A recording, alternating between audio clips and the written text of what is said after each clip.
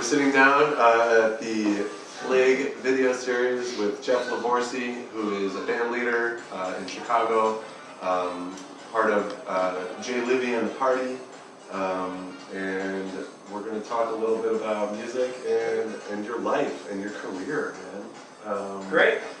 So one thing I'm asking everyone is, and we're sort of just kicking it off this way, is I'm curious about about your thoughts on J-Livi The Party. Mm-hmm. That's your band. Yes. It's a brass band. Yes. And you play a lot of pop covers. Mm-hmm. Do you feel like, how do you feel about music that's out there right now? I mean, are there like music that's on the radio right now? Or sure, just, yeah. I mean, or how do you feel about what's popular right now? Is that I like it. I know that's a short answer, but I mean, I feel like a long time ago I used to be I would get really dark or jaded on certain types of music or certain musicians or even people not in music why they like certain music. And as I've grown older, I've realized you can't hate on success, no matter how much backing is behind it, whether it's promoters or a record company backing some crappy singer, what people think is a crappy singer. There's a reason why that person made it, and I'm still sitting here in the position I'm in. sure? And instead of getting jaded about it, I try to be proactive and do something about it. If I want to get to that level, think about what kind of steps, not that I'm going to be a pop star at any point in time, but nowadays, yeah.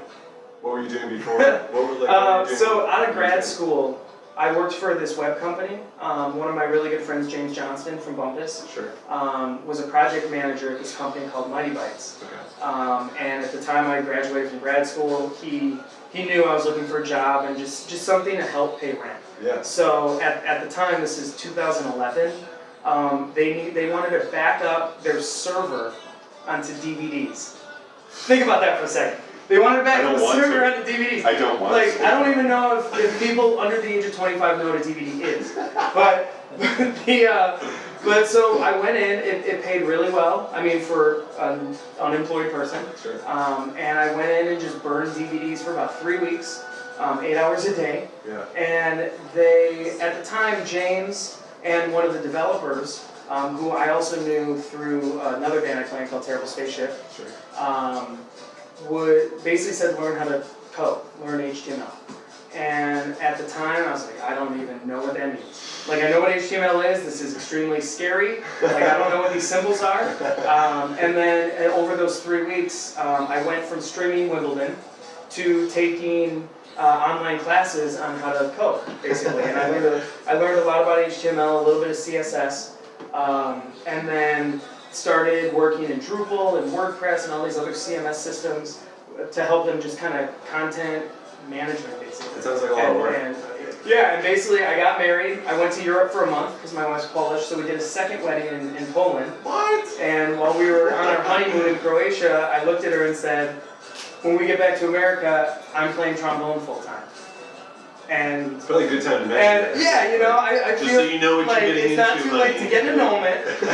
So we'll come back to America and we can get divorced. It'd be great. And I mean, I had some stuff lined up. I wouldn't have made that decision had I not. I basically had 3 big gigs lined up. I was transitioning from assistant at DePaul to the director. My wedding band that I play in was going from 10 gigs a year to 40. And I had a little bit of teaching private lessons. Okay. So I knew I wasn't coming back to nothing, Sure. but I wasn't coming back to very much.